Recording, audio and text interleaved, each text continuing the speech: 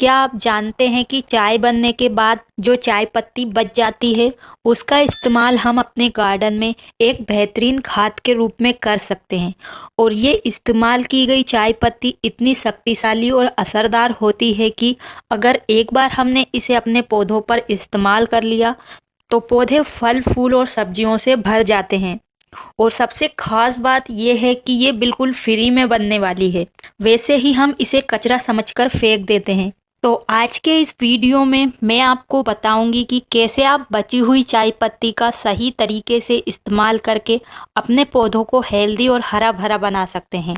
साथ में जिन पौधों पर आज तक फूल नहीं खिले हैं, बस इस चाय पत्ती का सही तरीके से यूज करने के बाद आपका पौधा फूलों से भर जाएगा। तो वीडियो को अंत तक ज़रूर देखें, क्योंकि इसमें मैं आपको इसका इस्तेमाल करने का सही तरीका, इसे स्टोर करने के टिप्स और इसके फ़ायदे और नुकसान के बारे में भी बताने वाली हूँ। और अगर आप गलत तरीके से इस चाय पत्ती का इस्तेमाल करेंगे तो आपके पौधों में फ़ायदा होने की जगह नुकसान भी हो सकता है। तो इसके लिए वीडियो को ध्यान से देखें। तो चलिए बिना देर किए शुरू करते हैं। तो मेरा नाम है उर्मिला।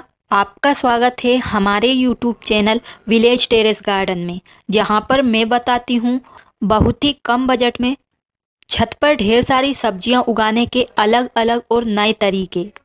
तो अगर आप पहली बार हमारे वीडियो देख रहे हैं तो चैनल को सब्सक्राइब करें, वीडियो को लाइक करें, ताकि आपको लगातार इस तरीके की वीडियो मिलती रहे। तो सबसे पहले हमें इकट्ठा करना होगी इस तरीके से ढेर सारी चाय पत्ती। आप चाहें तो एक बार की चाय बनने के बाद वाली चाय पत्ती इस्तेमाल कर सकते हैं, या अगर आपको ज़्यादा चाहिए चाय पत्ती की खाद तो आप इस तरीके से स्टोर कर सकते हैं। तो इसे स्टोर करने का भी एक तरीका है। अगर हम डायरेक्ट ऐसे डाल देंगे तो इसमें कीड़े भी लग सकते हैं और बदबू भी आ सकती है।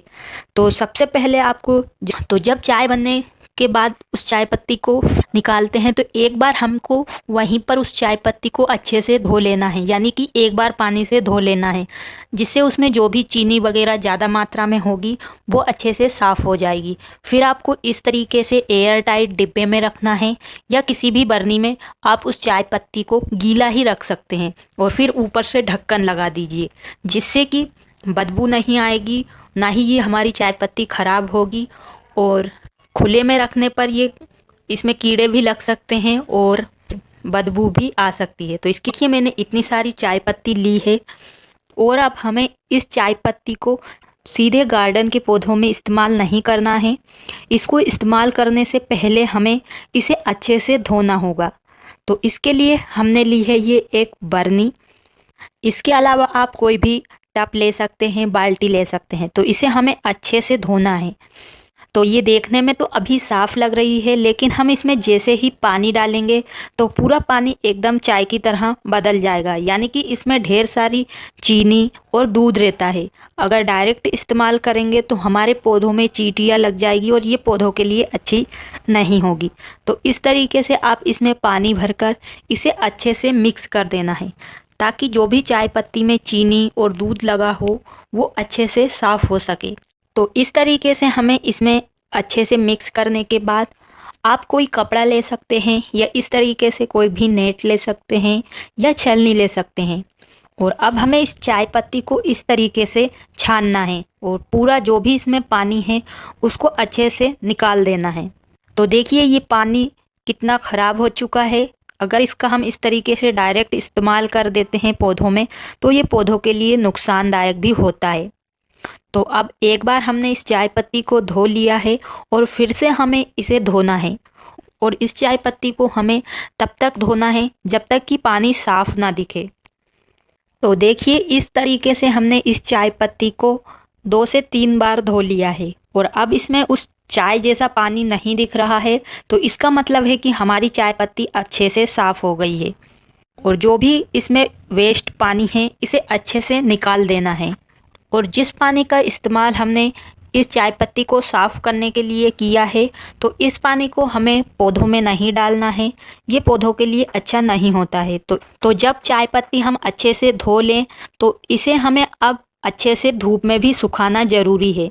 तो इसके लिए आप इस तरीके से किसी भी बोरी पर इसे अच्छे से फैला देना है और इस तरीके से हाथों से इसे दूर दूर कर देना है, क्योंकि चाय पत्ती को हमने जब कपड़े में लपेट कर हम उसका पानी निकालते हैं तो वो इकट्ठी हो जाती है। तो अगर हम इस तरीके से ही डाल देंगे तो ये जल्दी नहीं सूख पाएगी। तो इसे आप 1 से 2 दिन तक तेज धूप में अच्छे से सुखा सकते हैं। ध्यान रखें कि ये पूरी तरह सूख जाए। अगर इसे ठीक से नहीं सुखाएंगे तो ये जल्दी ख़राब हो सकती है, साथ में इसमें बदबू भी आ सकती है। और बहुत सारे लोग कहते हैं कि हम चाय पत्ती को इस्तेमाल करते हैं लेकिन उसमें कीड़े लग जाते हैं। तो अगर इसमें नमी रहेगी और आप इसे किसी बरनी में भरकर रखेंगे तो ये चाय पत्ती ख़राब हो जाएगी और उसमें कीड़े भी लग सकते हैं। तो इससे अच्छा है कि आप अच्छे से आराम से एक दो दिन सुखाने के बाद ही इसे स्टोर करके रखें। तो देखिए, इस चाय पत्ती को सूखते हुए 1 दिन हो चुके हैं और अभी गर्मी का समय है तो ये आसानी से सूख जाती है और ये एकदम जो चाय पत्ती हम इस्तेमाल करते हैं उसी तरह से अलग अलग हो चुकी है और एक बारीक पाउडर की तरह बन गई है। और इसमें अदरक भी हम इस्तेमाल कर सकते हैं साफ़ करके। तो चाय में अगर आप अदरक डालते हैं तो उसे हटाने की ज़रूरत नहीं है। और इस तरीके से हम चाय पत्ती को सुखाकर इसे बहुत दिनों तक स्टोर करके भी रख सकते हैं। तो इन्हें स्टोर करने के लिए आप इस तरीके की बरनी ले सकते हैं जिसमें कि अच्छे से ढक्कन लग सके। तो एयर टाइट कंटेनर में ही आपको इसे भरकर रखना है। आप चाहें तो इसे इस तरीके से सुखाने के बाद डायरेक्ट अपने पौधों में इस्तेमाल कर सकते हैं। तो अब हमारी ये चाय पत्ती की खाद बनकर तैयार है। तो चलिए अब हम इसे इस्तेमाल किस तरीके से कर सकते हैं ये भी जान लेते हैं। तो इसका इस्तेमाल करने के 4-5 तरीके हैं। तो सबसे पहले तरीके में तो इसे अगर आप इस्तेमाल करना चाहते हैं तो मिट्टी बनाते समय भी कर सकते हैं। तो एक गमले की मिट्टी में आप 1 चम्मच या आधा चम्मच इस चाय पत्ती को मिला सकते हैं। चाय पत्ती में ढेर सारा नाइट्रोजन होता है जो कि हमारे पौधे को हरा भरा रखने में, फल फूल बनाने में मदद करता है। तो अगर आप कोई भी बाहर की चीज़ इस्तेमाल नहीं करना चाहते तो आप मिट्टी में चाय पत्ती ज़रूर मिलाएं। तो मैं जब भी मिट्टी तैयार करती हूँ तो उसमें मैं ये चाय पत्ती ज़रूर डालती हूँ, क्योंकि ये इस तरीके से दानों में होती है और धीरे धीरे पूरी मिट्टी में हम इसे मिक्स कर देते हैं। तो धीरे धीरे ये हमारी मिट्टी को खाद देती रहती है और पौधे हमारे लंबे टाइम तक हरे भरे रहते हैं और उनमें अच्छी फ्रूटिंग भी होती है। और आप चाहें इस चाय पत्ती को तो डायरेक्ट मिट्टी में भी डाल सकते हैं जिसमें कि पौधे लगे हुए हैं। अगर आपके पौधों में मान लो फूल नहीं आ रहे हैं या सब्जियां नहीं लग रही है तो आप थोड़ी सी चाय पत्ती को इस तरीके से लेकर गमले की जड़ों से थोड़ी दूर डाल सकते हैं। वो ज़्यादा नहीं, आपको बस इतनी सी या कम ही इस्तेमाल करना है।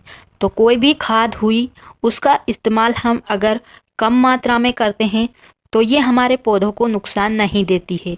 अगर ज़्यादा मात्रा में हम इसका इस्तेमाल करेंगे तो हमारे पौधे ख़राब भी हो सकते हैं। तो देखिए यहाँ पर हमारे पौधे लगे हुए हैं तो इसकी मिट्टी की थोड़ी सी हमें गुड़ाई कर लेना है और इतनी सी चाय पत्ती इसके इस तरीके से आसपास डाल देना है। तो ये ककड़ी का पौधा है और अभी बहुत ही हरा भरा है। तो अब इसमें अच्छे से ग्रोथ होगी और इसी तरीके से हरा भरा बना रहेगा। चाय पत्ती का इस्तेमाल आप सभी प्रकार के पौधों में कर सकते हैं, फल फूल और सब्जियों वाले में। अगर आपके पौधे पर फूल नहीं आ रहे हैं तो आप इस तरीके से हर गमले में थोड़ी थोड़ी चाय पत्ती महीने में 1 बार डाल सकते हैं। ज़्यादा इस्तेमाल करने से भी पौधों को नुकसान होता है। और आप चाहें तो इसका लिक्विड फर्टिलाइज़र भी बना सकते हैं। लिक्विड फर्टिलाइज़र बनाने के लिए हमें चाहिए एक बरनी और इसमें अब हम इस चाय पत्ती को 1 चम्मच या 2 चम्मच के करीब डालेंगे। ज़्यादा बिल्कुल भी नहीं लेना है। जैसा कि मैंने बताया है, जितना कम इस्तेमाल करेंगे कोई भी खाद का उतना ही अच्छा फ़ायदा हमारे पौधों पर होगा। इसमें चाय पत्ती डालने के बाद हमें इसे अच्छे से पानी से भरकर रख देना है 24 घंटे के लिए। तो 24 घंटे बाद जो भी चाय पत्ती में खाद है वो पूरा इस पानी के अंदर मिक्स हो जाएगी और फिर हम इसका इस्तेमाल, जितना हम इस खाद को लेंगे उतना ही पानी मिलाकर हम पौधों में जड़ों में डाल सकते हैं। अगर स्प्रे करना चाहते हैं तो आपको इसमें दुगना पानी मिलाना है और छान कर इस्तेमाल करना है। और अगर आप इसका लिक्विड फर्टिलाइज़र इस्तेमाल करते हैं तो 20 से 25 दिनों में आप एक बार दे सकते हैं या महीने में एक बार दे सकते हैं। तो चाय पत्ती का इस्तेमाल अगर हम पौधों में करेंगे तो हमारे पौधे अच्छे हरे भरे दिखाई देंगे और इनकी पत्तियां भी चमकदार बनती है। तो अगर आपके पौधों पर फूल नहीं आ रहे हैं तो आप इसका लिक्विड फर्टिलाइज़र बनाकर दे सकते हैं या डायरेक्ट इसे मिट्टी में थोड़ा डाल सकते हैं। तो इससे आपको रिजल्ट 5 से 6 दिन में ही देखने के लिए मिल जाएगा और बहुत सारे फूल इसका इस्तेमाल करने से पौधों पर खिलते हैं। तो इसका इस्तेमाल करने से पौधों पर बहुत सारे कीड़े और बीमारी भी नहीं लगती है और बस इसे हमें अच्छे से धोने में ही मेहनत लगेगी। अगर चाय पत्ती को बिना साफ़ किए हम इस्तेमाल करते हैं तो इसमें मौजूद चीनी और दूध फफूंद कीड़े पैदा कर सकती है और अगर आप ज़रूरत से ज़्यादा चाय पत्ती डालेंगे तो मिट्टी का बैलेंस भी बिगड़ जाएगा, साथ में पौधे भी जल सकते हैं। और आप चाहें तो इस चाय पत्ती का खाद भी बना सकते हैं। तो या तो आप खाद बनाने के लिए जो भी मटेरियल डालते हैं उसमें इसको भी भर सकते हैं। अगर आप पत्तों की किचन वेस्ट की खाद बना रहे हैं तो उसमें भी आप इसे भर सकते हैं। और अगर आप इसे लंबे समय तक स्टोर करके रखना चाहते हैं तो आप इसमें थोड़ी सी हल्दी पाउडर या सूखे हुए नीम के पत्ते डाल सकते हैं। इससे आपकी चाय पत्ती को कोई भी नुकसान नहीं होगा और इसे फिर आप लंबे समय तक स्टोर करके रख सकेंगे। तो अगर आप इस तरीके से चाय की पत्ती को इस्तेमाल करेंगे तो आपके पौधे पर फ़ायदे ही फ़ायदे होंगे, नुकसान नहीं होंगे। बस ध्यान रखना है, कोई सी भी खाद भले ही आप ये चाय पत्ती की ले लो या दूसरी और भी लिक्विड फर्टिलाइज़र जो भी हुआ, उसे आपको ज़्यादा मात्रा में इस्तेमाल नहीं करना है, कम मात्रा में ही देना है। और ये एक बिल्कुल फ्री की खाद है। जो वेस्ट हम फेंक देते हैं चाय पत्ती, वो इतनी फ़ायदेमंद होती है कि हम हमारे गार्डन में अगर उसका इस्तेमाल करें तो हम ऑर्गेनिक तरीके से ढेर सारी सब्जियां बिल्कुल मुफ्त में हमारी छत पर उगा सकते हैं। तो ये थी आज की हमारी वीडियो चाय पत्ती के अनोखे फ़ायदों पर। तो उम्मीद है आपको आज की वीडियो पसंद आई होगी। अगर आपको वीडियो पसंद आई हो तो वीडियो को लाइक करें और अपने दोस्तों और परिवार के साथ भी शेयर करें ताकि वो भी इसका फ़ायदा उठा सके। और अगर आप हमारे चैनल पर नए आए हैं तो चैनल को सब्सक्राइब ज़रूर करें ताकि आपको इस तरीके से छत पर कम बजट में सब्जियां उगाने से जुड़ी वीडियो हमेशा मिलती रहे।